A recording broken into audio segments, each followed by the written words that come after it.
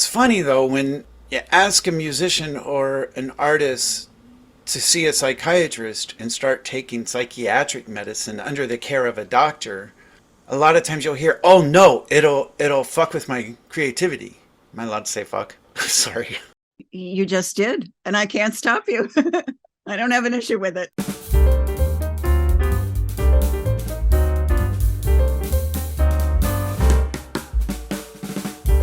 Well, hello there. This is Cool Gray, and you are listening to Cool Gray in Studio A.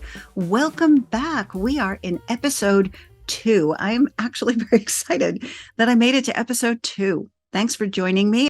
First, let's address that cold open, shall we? I promised you goofball, and goofball's what you're getting. But mostly, that selection for the cold open was made for a very specific reason, and that is a big part of why I'm doing what I'm doing, both with the YouTube channel in the last 6 years or so and with this new podcast venture, is to try to live authentically.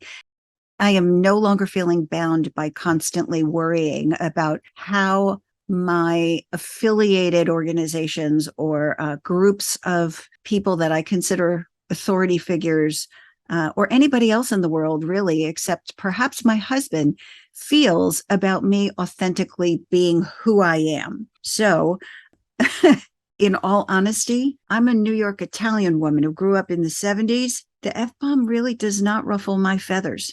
It just doesn't.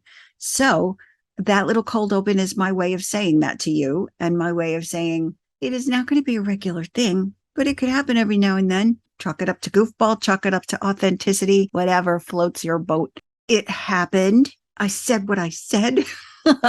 Not sorry. And we're moving on. So we are in season 1, episode 2, which is the beginning of the first series. And that series is called Creativity Born of Trauma. It's called that because it has everything in the world to do with why I'm podcasting to begin with. I've alluded to that in the past. So the YouTube channel started about 6 years ago. In 2014, I went through a very traumatic experience that resulted in a formal PTSD diagnosis. And that looked for me like essentially not moving from my favorite spot on the couch for the better part of 2 years. A great deal of social anxiety, an unwillingness to leave the house for fear that I might encounter someone in the neighborhood. And just an unwillingness to go to parties, not feeling confident, not feeling that I had a community or in some ways, a world anymore.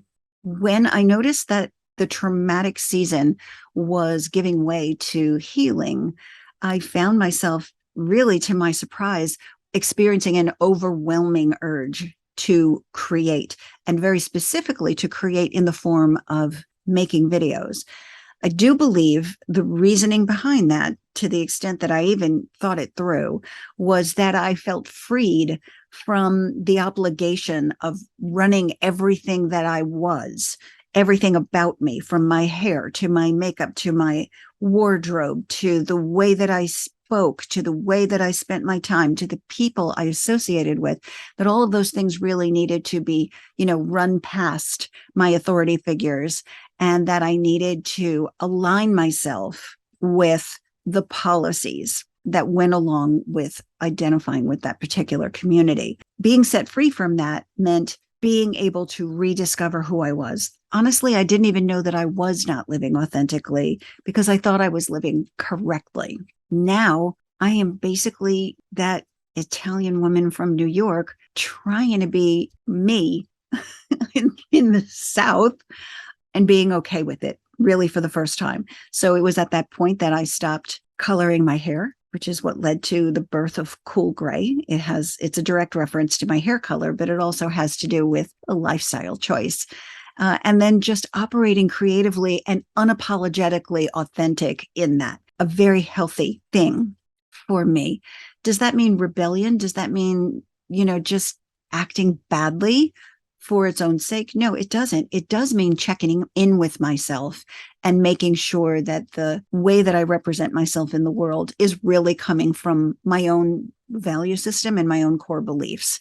And if your value system and your own core beliefs need work, well, then work on those, but don't modify your behavior, in my view, in order to appease a group of people when that isn't really who you are. I got rejected for all my efforts of doing that over the years. And at the end of the day, who got rejected? Not me, because I wasn't being me. If I get rejected for being me, I'm good with that. At least I was true to myself. I saw a meme the other day on social media that said something to the effect of confidence isn't about saying they will like me. It's about saying I'm okay if they don't. And that's exactly what brought me to podcast land today. There was a second trauma. It had nothing to do with an organization. It had to do with a loss. Lost my brother in May to suicide. That is not the first time we have had to deal with suicide in this family. And it is the third time that I found myself formally diagnosed with PTSD. It wasn't that long ago, and I'm still catching my breath from that.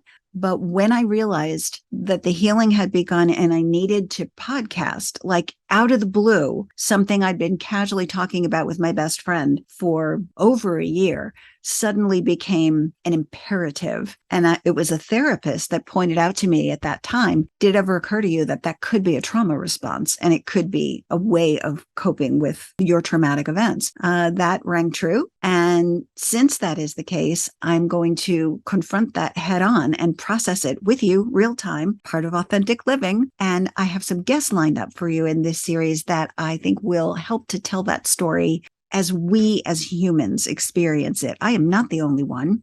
Some of you out there might be waving your hands in the air and saying, yes, yes, yes.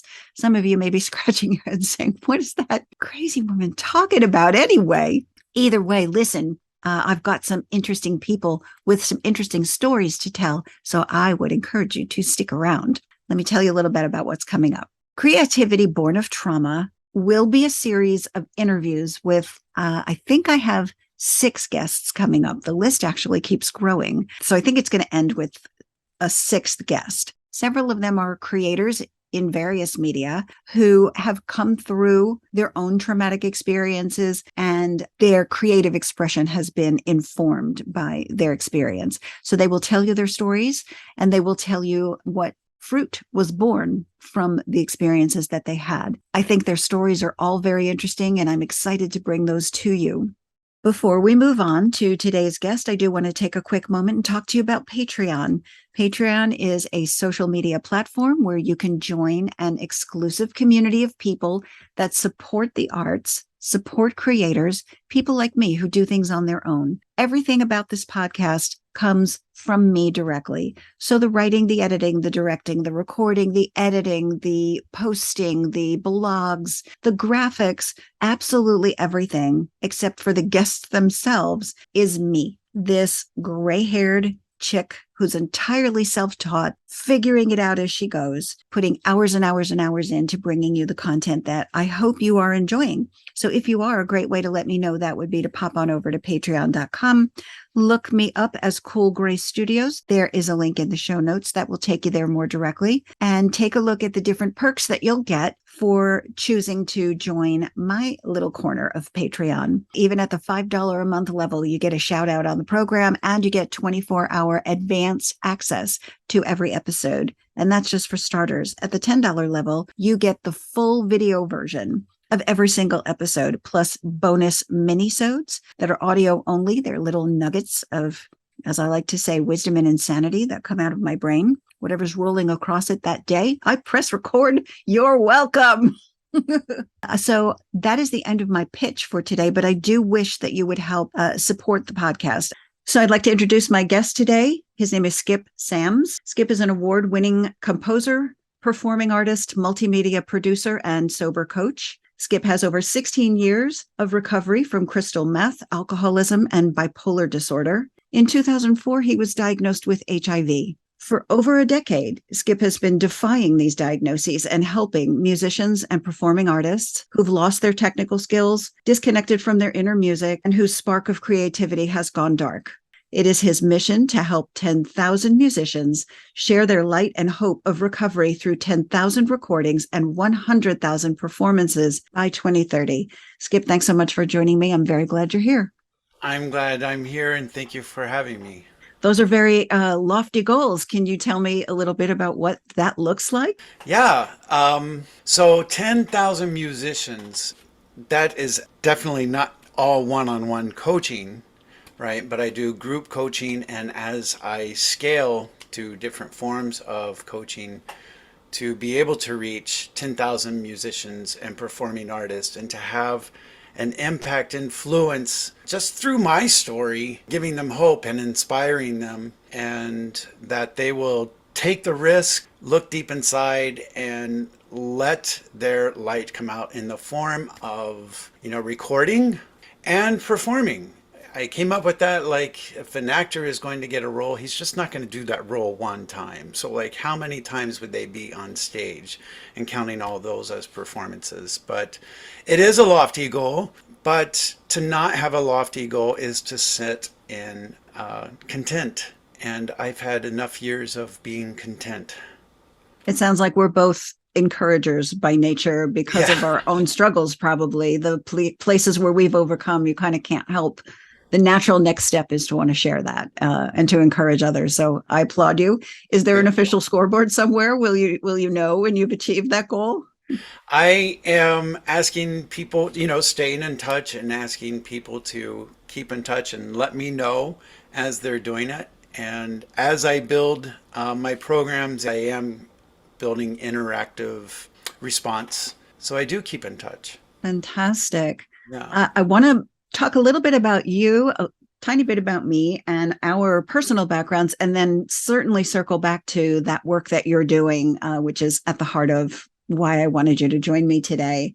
First of all, congratulations on your sobriety. That is no small thing, Oh, thank you. particularly in the performing arts. So yeah, that's definitely first and foremost. I love to share that my clean date is 420. I left it for you to say that. That's why I left that line out of your bio. If you know, you know. You didn't do that so that you could say that your No, sobriety no, date is 420. it just kind of happened that way. Well, that's very auspicious. I'm a boomer. Yeah. I grew up smack dab in the middle of sex, drugs, and rock and roll, and those words ring on today, even though the music industry has certainly changed. But my husband, who's a few years older than I am, loves to joke by saying, if you remember the 60s, you weren't there. I'm familiar with that world, although I wasn't necessarily a part of it. And I was a bit of a teeny bopper in the 70s. So all of my musical idols of the day were on the cover of Tiger Beat magazine. I'm guessing more than half my audience doesn't even know what that is. They But were mine too. I loved Tiger Beat. I was I would go in my sister's room and steal her Tiger Beats. no shame. No, No no. shame. But, I thought that all of the people in those pages were exempt from that whole world Mm. until I got older. And then you started watching VH1 Behind the Music, and you found out that pretty much everybody that reaches a certain level of success in the performing arts comes face to face with substance use and abuse. And I'm just wondering, from your own experience, that idea that altering your consciousness can somehow enhance creative expression, in your view, is that an illusion, or is it just a matter of moderation? First of all, we don't need the enhancements to create because we're creative innately, right? That being said, I remember a time I was writing a piece and I had done mushrooms. First time I'd done mushrooms, or maybe the second time. And I was writing a piece for a woodwind quintet. And I got halfway through it. And it was very like fairy tale like. And the next week, I wanted to go finish it. I didn't have mushrooms, so I thought I would take some acid. And it was the first time I ever did acid by myself. And that part of this piece is just like, oh my God, life is going to come to an end. Wow. So it's pretty interesting how the first part of the piece is just like what a fairy tale life is, and then the second part is like, oh my God, it's like this yearning, like So certainly those substances are going to create a different perception experience. yeah, But yeah. it sounds like you're not necessarily calling that an enhancement. Well, I used to, but here's the funny thing, and this is what came to mind when you said that, is musicians and artists, they'll take street drugs or marijuana, which isn't necessarily a street drug anymore, but they'll do all that and say, well, it's for my creativity, right? In my perception and in my experience, it's really not an enhancement as much as it is self medication. Self medicating from mental disorders or, anything like that. So it's funny though, when you ask a musician or an artist to see a psychiatrist and start taking psychiatric medicine under the care of a doctor, a lot of times you'll hear, "Oh no, it'll fuck with my creativity." It's interesting. And I was that way. I used to think I needed pot to create.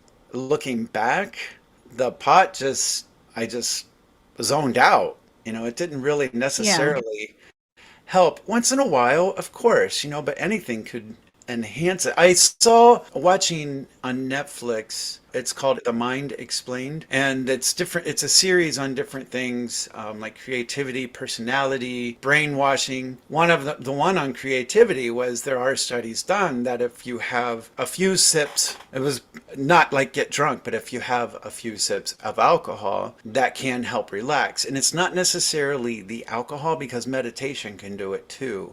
It's getting in a frame of mind where you're clearing the mind and kind of just opening and cutting loose and relaxing a little bit. So it's not necessarily the substance, it's the experience. Does that make sense? Yeah, I think what I'm hearing you say is creatives may be drawn to these opportunities to expand consciousness. It comes back from the Timothy Leary days where we were fed a narrative that these substances were going to tap you in to something greater than yourself, and therefore more was going to be possible creatively. And so that kind of got absorbed into the generation of the time and has kind of stuck with the performing arts industry ever since then. But what I think I hear you saying is what these artists may actually be trying to do is quiet the pain enough to tap into what you're saying is innate in all of us. Mhm. Am I Yeah, representing that's a your? good way to put it. And it sounds like that was your journey as well. I want to give you an opportunity to tell us a little bit about how you got to where you are, because that certainly led to why you do what you do. So why don't you give me a brief version of what your journey was like? When I was a teenager, I started writing music, and that was out of a longing to be truthful, to be authentic. And I didn't necessarily share all these songs, but I grew up in a fundamentalist Christian home, and we never talked about homosexuality or anything in my household, but I still heard the messages. I heard the messages that God loves you, but you're going to hell, right? So Sure. as someone who is going through puberty and finding out they're gay, but also wanting to, I grew up singing in church. So wanting to express my love for God, it was all conflicting, very conflicting. Sure. One of my inspirations for writing was Amy Grant. And Amy Grant wrote songs not all about praising Jesus and praising God. Amy Grant wrote about feelings. And that's why she became such a huge success, because nobody was ever doing that. They weren't writing about their feelings. So that gave me like the inspiration to write about my feelings. And I was able to share with the world my internal struggles without outing myself. And behind the scenes, I became bulimic. I was sexually active at the time. That became one of my first addictions. I was looking for validation from men, but I was looking for it in the wrong place and in the wrong way. When I was a teenager, I'd have this prayer of, God, don't let me be gay. And at the same time, I was praying, help me to express my creativity. I was very conflicted on how to express that creativity. And did the confusion of that period, was that the draw, the allure of substances for you? Yeah, because I went from when I was 19, I actually went to Bible college. In my sophomore year, I was dating this girl, and she said, Skip, you need to move to Los Angeles and come out of the closet.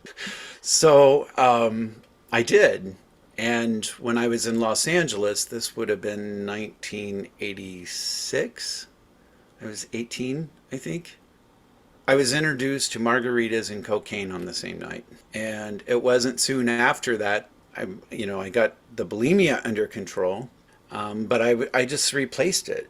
The bulimia came from I was allowing my body to be used, and yeah, I was young, abused, sexually, and so I wanted to gain control. Still in your teens. Yeah, Definitely a period of self-discovery. We make all of our mistakes in that yeah, decade. Yeah. yeah. And that's when, the bulimia came because I wanted to regain control of my body. Hmm. Then when I found cocaine and margaritas, it was like, okay, now this can take away the pain. And it's fun, right? It's fun and I can get crazy. And I don't think it definitely didn't add to my creativity at that point. When did you notice that it was in the way? I went to my first 12-step meeting when I was 21. Okay. I knew I had a problem. So not too many years of the wildlife before you were willing to acknowledge that there needed to be some kind of intervention. Yeah. And I Hmm. walked into a meeting. It was at the Stonewall Union. It was a meeting for gay and lesbian men and women in Columbus, Ohio. And I walked in and they're talking about God. And this is, the late 80s. And I'm like, why are these gay men talking about God? I didn't understand it. And I know about God. And the third step is we turn our will and our lives over to the care of God as we understood him. And I was like, I know what that is, and I've done that, and it doesn't work. And what are these drunken derelicts going to tell me about God anyway? So I didn't stay. But over the years, I would go in and out, of different programs, of 12-step programs. I knew there was an answer there. But really, when I would go in, I was looking not to the steps or the program for a solution. I was looking for someone to reach out to me and save me. Right. So it sounds to me like a good part of your young life was this ongoing struggle. It sounds like you had a good deal of self awareness. You knew that some of your choices were not serving you well. And at the same time, you were sort of captive to them. So, what I'm hearing is this ongoing struggle between trying to create and trying to dull your pain or solve your confusion or find salvation, whatever that was going to look like for And you. find validation, Right. definitely. Anytime I would start to find success, I can get a little bit of success in different ways. It wasn't soon after that I would sabotage it. Why do you think that was? I didn't think I was worthy of success. I didn't think I was worthy of being a good musician. And why did you think that? That's a problem for so many creatives. That one thought, I'm not worthy, or I'm not good enough, or I'll never be as good as somebody else, fill in the blank, seems to be the number one hurdle. Where do you think that comes from? For me, it came from the confusion of using my talent to, as I grew up thinking, glorify God, and then finding out my beliefs did not, those beliefs did not align with who I was. And then so, Yeah, to reconcile that somehow. Yeah. yeah, Hmm. what I know now is that creativity is innate in all of us. And I don't know if it's mystical or whatever. I just know that whatever created this universe, or created our galaxy, created our Earth, which created us, that creativity continues to flow through me. And so I feel like when I create, it is that force of creation that created everything flows through me and is a continuation of the expansion. So whether that's scientific, whether it's mystical, I don't need to know the answer to that. I just need to accept that it is innate in me.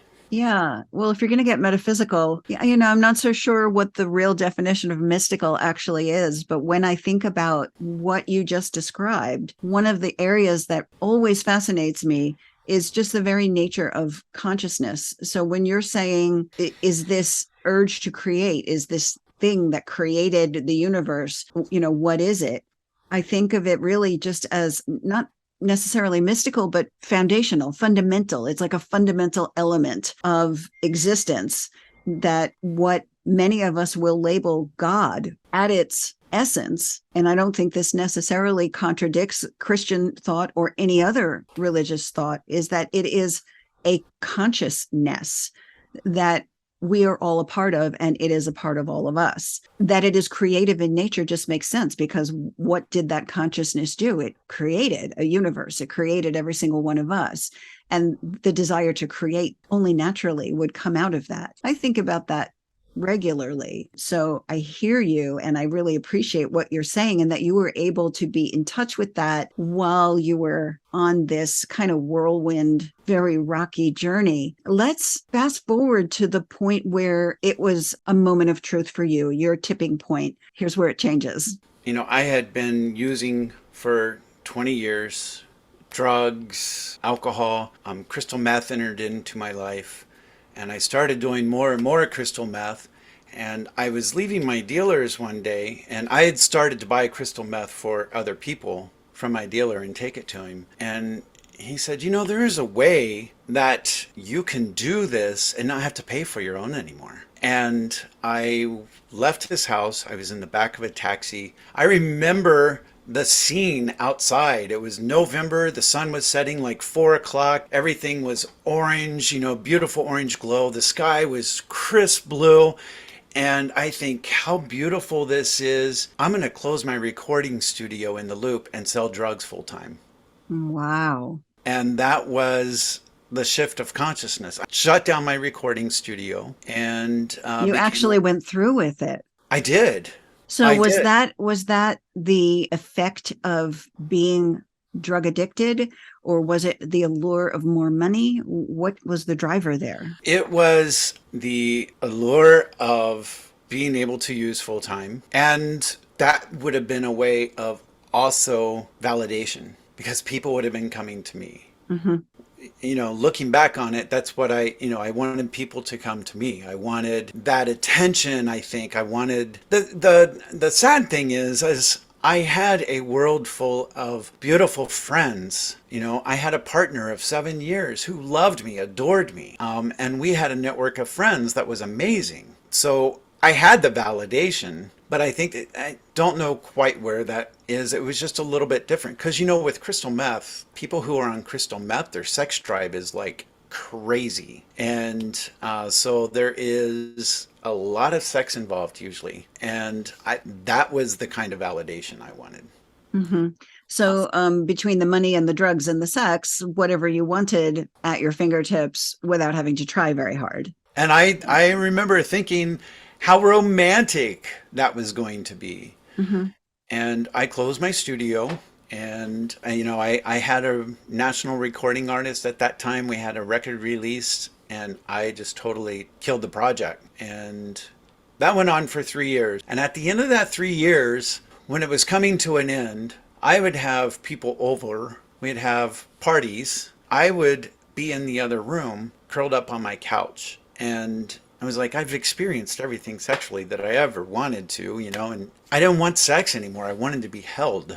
And that loneliness, one morning I woke up, or I came to, and I thought, today is the day the pain ends. And I had been afraid to leave my house for a few months, because not so much that I was paranoid of the cops or anything like that. I mean, they knew where I was. If they really wanted me, they would have got me, I wasn't that big of a of a dealer. But I was afraid to go out because I would have to get on the L. And the L train, I would stand on the platforms, and as the train would come by, I would just be grabbing onto the light poles because I didn't want to fall in front of the tracks or throw myself. But there was this morning, I thought, today the pain ends. Just go do it. Just go throw yourself in front of the L. And I had had suicidal thoughts before, but I had never planned it. I had never had a thought of this is how we're going to do it. Hmm. And there was something about that moment. I thought I was 39 at the time, and I thought you're going to be 40 years old. And the last 20 years, you've just sabotaged every opportunity that life has presented to you. So that's half your life. Just go do it. And there was a thought that the math started going off in my head. Like, well, wait, you're going to be 40. That's the last 20 years. That's half your life. Well, wait a minute. What if we do something for the next 20 years to like make up for the last 20, do something to build up your life, and then you'll be 60. And as you and I know, 60 is not that old anymore, right? And I was diagnosed HIV 2 years before, and I knew that wasn't a death sentence at that point, but I thought between that and the using, and I just never really saw my life past 40. Thought if I live to be 60, wow, Skip, you could live to be 80. And that just blew me away. And the thought was, your life doesn't have to be over. It could be half over. That's a big moment. And there was just a ring to that was so lyrical, but it was also, now I see that as the gift of desperation, God. That was my first experience of what my understanding of God is now. But when I made this, your life doesn't have to be over, it could be half over, that made me ready. And I was ready to get sober. I'd tried before, but it was never for me. It was always to save a relationship, save a job, or whatever. And it'll never be successful until it's, I'm not going to do this for one more minute. You have to be that fed up Yeah. for And it's yourself. got to be for me. Got to Absolutely. be for me. Hmm. I'm curious. You say there was this moment where this opportunity was presented to you. There was this fork in the road, and you decided you were going to take the crystal meth path and close your studio. Was that a moment where creativity stopped dead, or during the ensuing years before you had your my life doesn't have to be over, it can be half over moment? In that interim period, was there still any creativity going on, or was that part of you lost? My creativity came out in the form of crazy things like finger painting with oil pastels on my wall, to the point where my fingers would bleed. That was pretty drug induced and manic.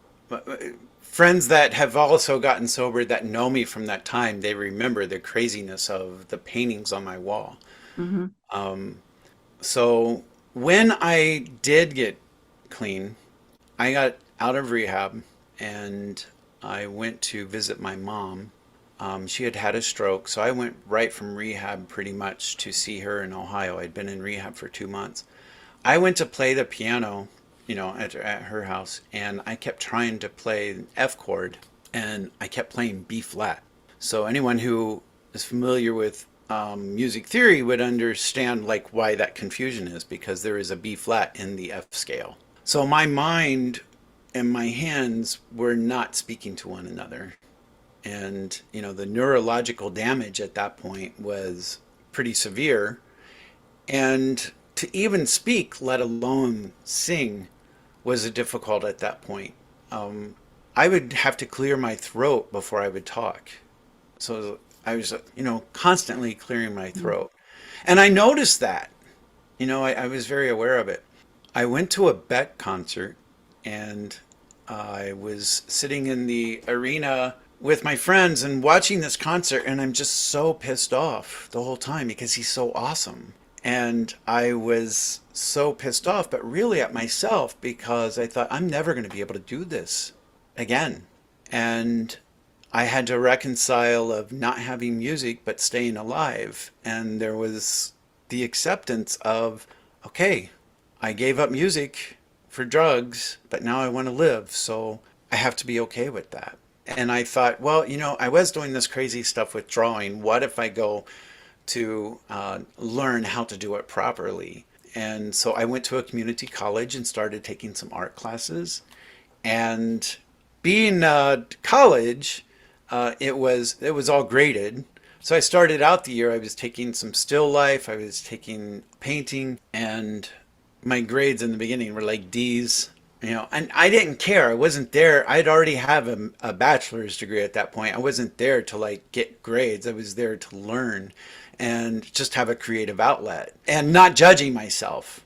By the end of the year of taking the classes, my grades went from D's to like B's and higher B's. And I even started after I was like, well, let's take a poetry class and see if we can get the writing going again. And as the grades increased, it dawned on me if I can take something that I don't know anything about and but just do it for the enjoyment and the passion of it and for a creative outlet and I can get better at it and it was validated that I was getting better at it because of the grades. I thought, why can't I do that with music and just start over?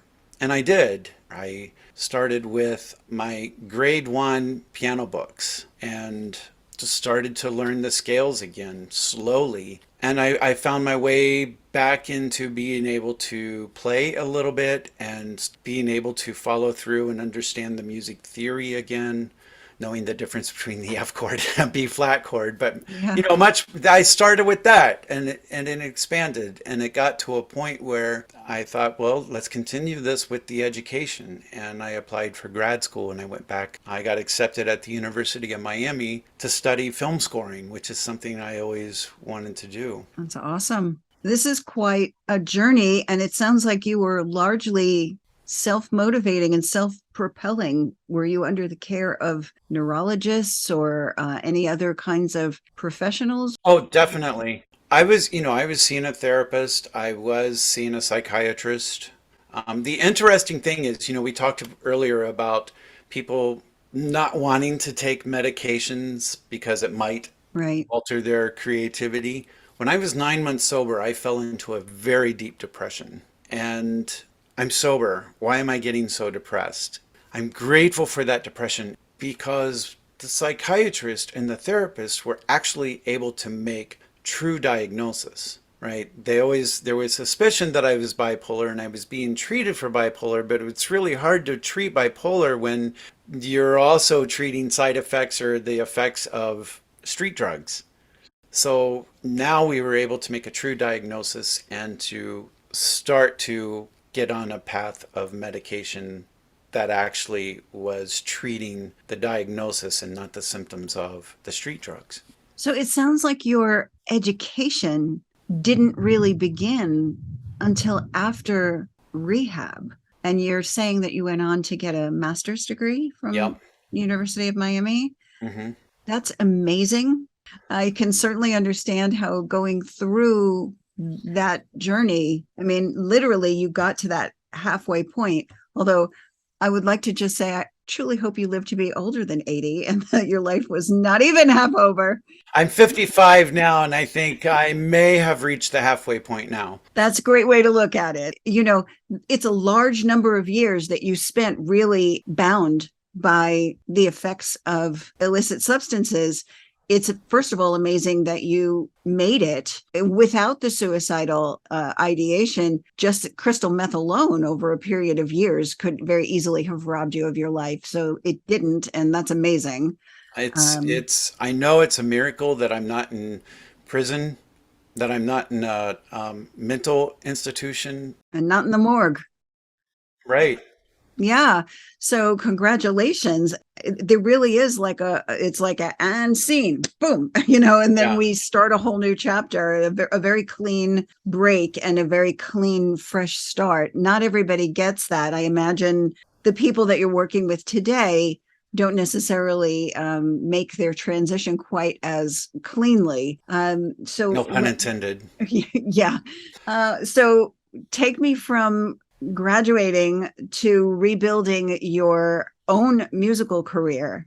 And then from there, I'd like to know how that extended to helping others, which I believe is the 12th step, isn't it? Reaching back and Yeah.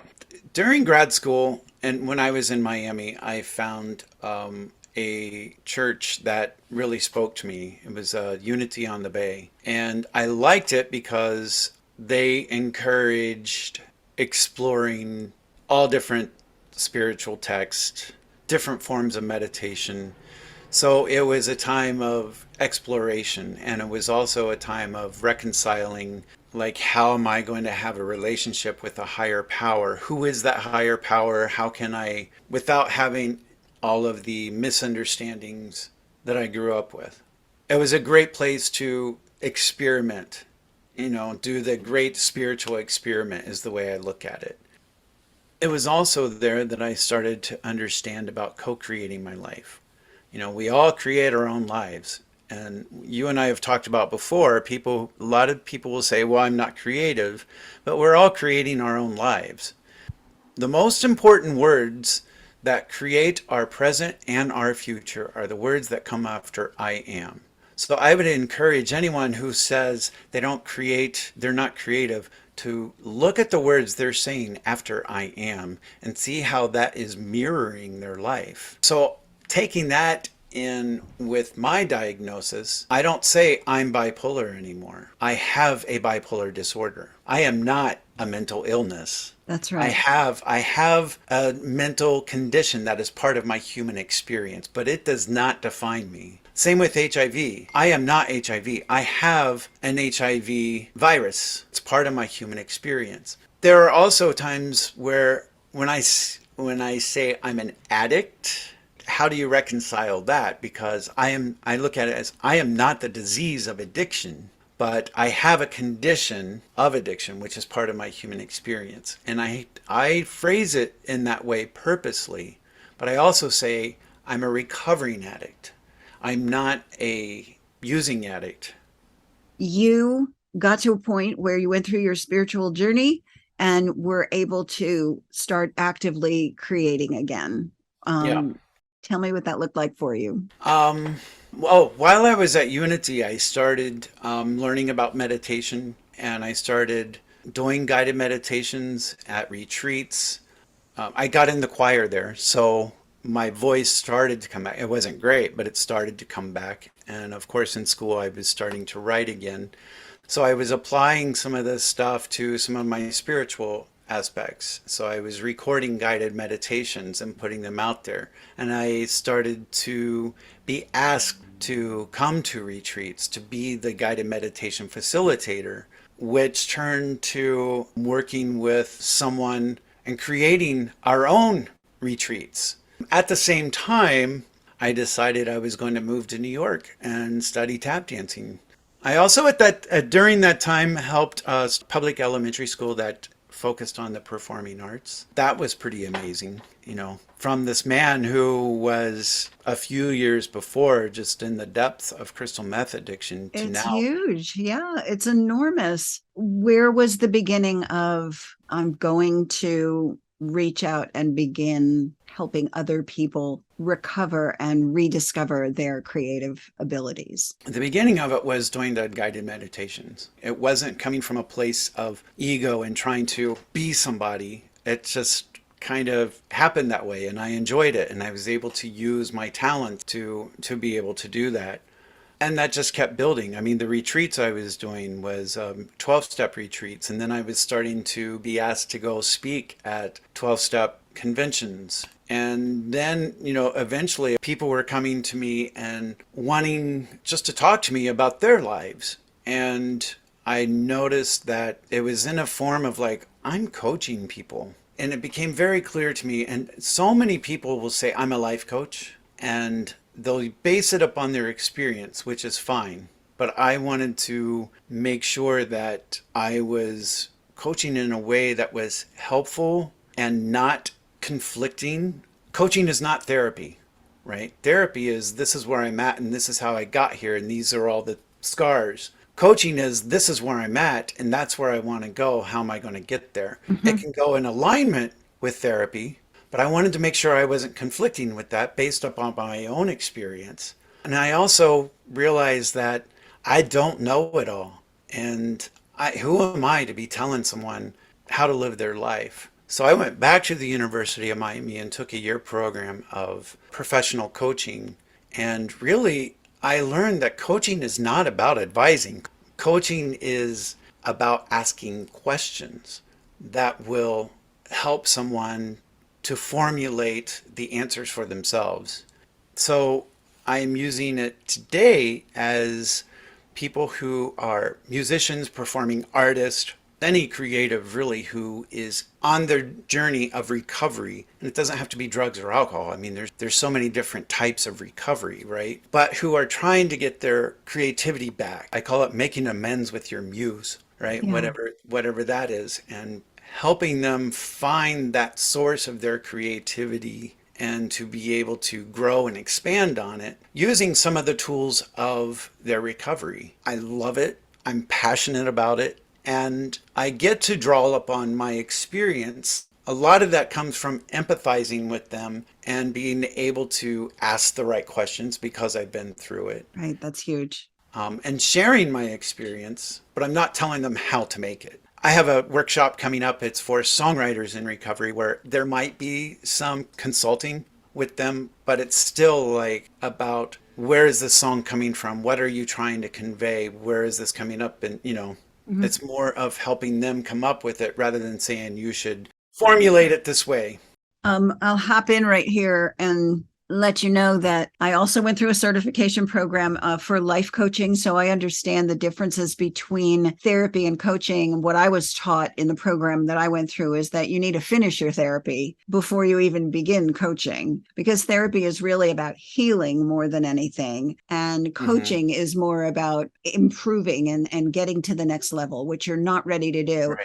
The analogy that was made for me at that time was really, when you think of a coach, you typically think about that in a sporting environment where the coach, if you have an injury that you got on the field, your coach is not going to be out there pushing you to get to the next level. They're going to tell you to go hang with the doctor until you have Right. finished healing yourself. Then we can get back to how do we bring you to the next level. And there's also, for me, there was a huge component of accountability. If somebody knows that we've set goals together and you're going to come back and see me in my capacity as a coach next week, I'm going to ask you, did you do the goal? Did you achieve the goal that we agreed you were going to do in a certain amount of time? And what I found most successful about that process is these people that I was working with, they would say to me time and again, just knowing I had to come back and look you in the eye next week and say, I didn't do this is the reason that I did it. And that can be huge. So, in that capacity, I was sort of telling them what to do. But after arriving at those questions that you're talking about,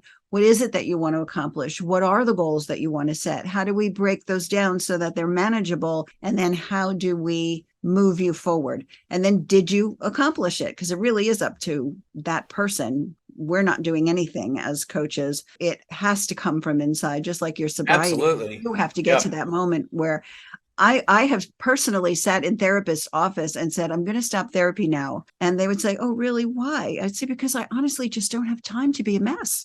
You know, I have things to do. So I'm going to go do them now. And it really came from inside of me. And if you can get people to a place where they realize they have that power, the sky is the limit. So it's a beautiful thing that you're doing. Please tell me, what does your work look like now? How is it structured? How do you find people? How do people find you? Is it an online thing or an in-person thing? What's the world like now? I have a couple different ways that I work with people. One that I just started is a 12-week cycle. I call it a cycle, but Mhm. because I can work with somebody once, but you're really not going to achieve anything. Working in a 3-month period gives us a beginning and a start date. You can make measurable goals Sure. and be accountable, and it's enough time to really dive in. I have a group, and the program is Making Amends with Your Muse, and we meet through Zoom. And once a week, I do some individual coaching with them throughout the period as well. And they're bringing some of the musical projects that they want to do or writing that they want to do. So that's a 12-week. I'm starting at 6 weeks specifically for songwriters. Kind of the same thing. It'll be a little more of helping people we're going to have some collaboration. I know for me, collaboration, my ego gets in the way. So it's going to be a place to experience collaboration. So that's going to be a little more of the technical side of it and using my composition, degrees and so forth. So I will be giving more consultation as well as coaching in that. But that's an agreement. That's again, there's a coaching and consultation are two different things. But Yeah. people coming into this program will be agreeing, and I would never give advice without somebody asking me for it. So your 12-week program, you said that's done virtually via Zoom. Mm-hmm. And do you have a regular schedule? Like this group is starting on such and such a date, or are you waiting until you have a certain number of people, or can someone plug in at any point along the way and pick up the slack in the next cycle?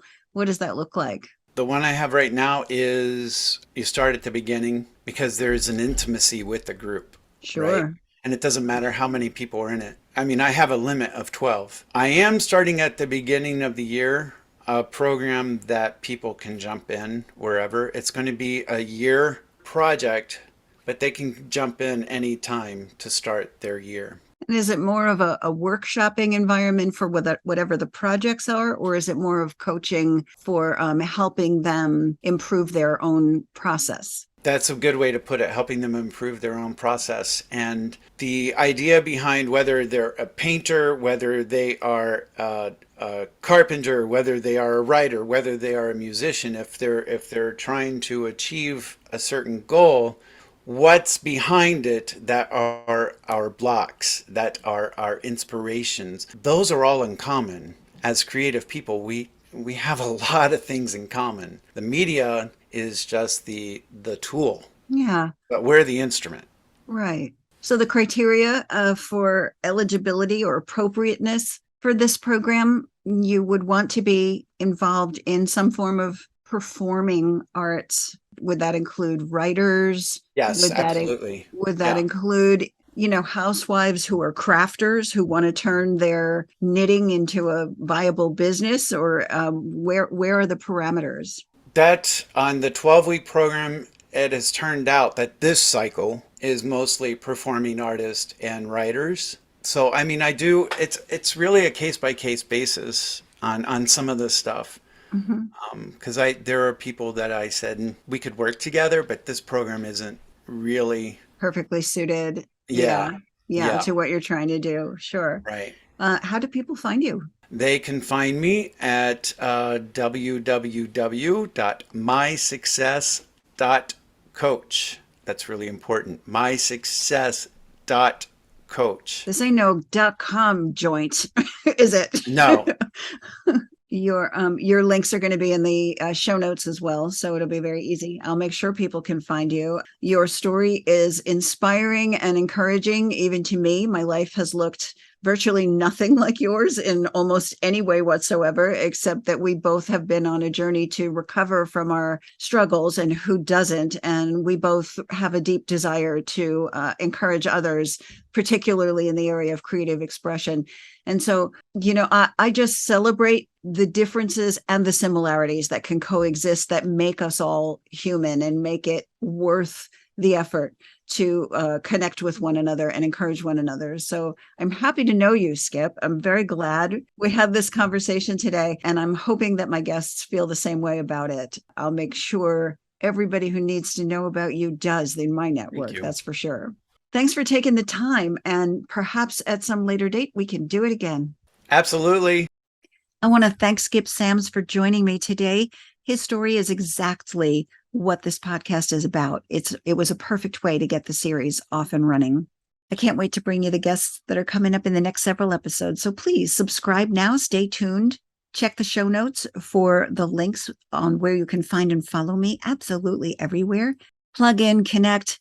I love your comments and your feedback, particularly at this early stage of the game. Tell me what you're thinking. So in parting today, I want to share two things with you. The first is if you pop over to coolgraystudios.com and visit the blog, you will find my sister's recipe for macaroni salad. It might feel like fall, but for me, summer's not quite over yet. I'm going to a birthday party today. A very, very special friend of mine, hi, Erin, is having a very special milestone birthday today, and I am busting out that macaroni salad. While I did that, I thought I'd take a photograph, put it on the blog, and share it with you. My sister brings this to virtually every holiday meal, and when I knew I needed to feed a bunch of people something delicious, I called her up and said, would you please share this recipe with me? She did. Did I do it exactly the way she gave it to me? No. Why? Because I never follow the directions 100%. But that's part of my authentic living. Anyway, if you'd like the recipe the way I made it, which is also delicious, pop on over there and have a look. Again, link in the show notes directly to that particular blog entry. And I'm also going to close with a little poem. It's a sentiment that was in a greeting card I received, I believe, for an anniversary. And I loved it so much, I just kind of tore it out of there. And I've kept it on my bulletin board ever since. It's beautiful. It has to do with enduring love. And so I'd like to leave you today with this thought. Look how the years go by. See how the moments pass. And love still dwells in its secret places, at home in the quiet, tranquil spaces, like shadows moving through trees and grass. Isn't that beautiful? This is Cool Gray saying thanks for listening. Come on back, and I'll see you next time.